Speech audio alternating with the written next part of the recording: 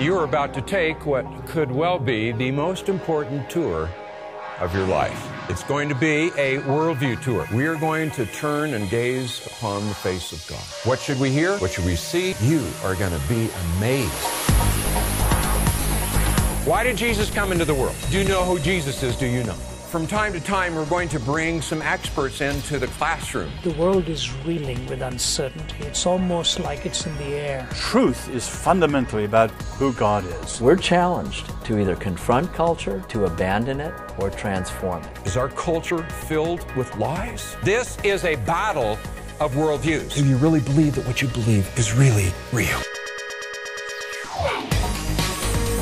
Evil. What is it? Where did it come from? Why is it in the world? Who is God? Who is God? Who is man? What does God say about who man is? What takes us captive? What is insanity? What is the world's view of work? God is a God of social order. We're going to look at economics, art, media, music, and literature in this sphere of labor. We're going to look at the area of philosophy and ethics. Everything is about relationships.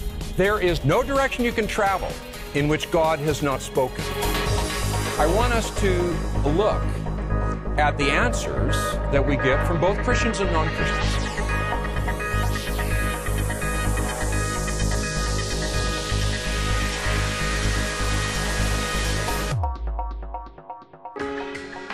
We get over 250,000 letters and phone calls at Focus every month.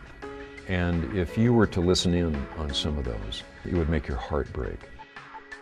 The body of Christ has so bought the lies of the world that we have not only conformed to the world, but we are suffering deeply from the consequences of believing those lies. We have become convinced that the only long-term solution to this problem is to rebuild those foundations, to build again that comprehensive biblical worldview within God's people. One of the effects of a comprehensive and systematic biblical worldview is that you're not as easy to fool. The effect we want to see upon people's lives is that they have that ability to discern and to be able to fend off those lies and the illusions that bombard them from every quarter of life.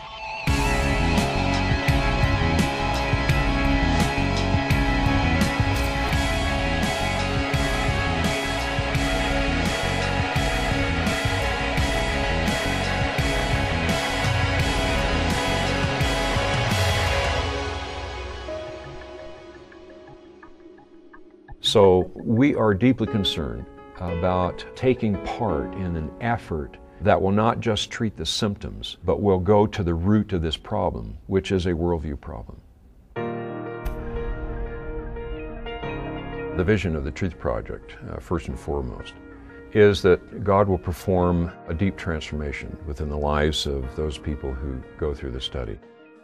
It's a transformation that will radically change the way they view the world and the way they live their life. It's a change that is permanent. It's not an emotional experience. How does it happen?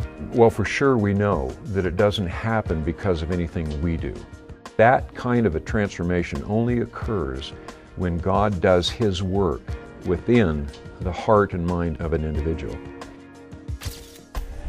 And that is why this whole project is going to be resting on a platform of prayer, because we recognize that what we seek here doesn't simply come because we got a really neat product. It comes because of the work of God.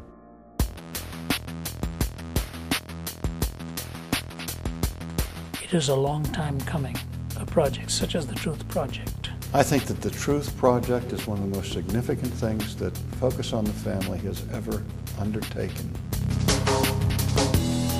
Of all the issues today, you could boil them down to half a dozen, but unquestionably, truth would be major. The question of truth and training minds in how to approach truth is of importance that cannot be gainsaid.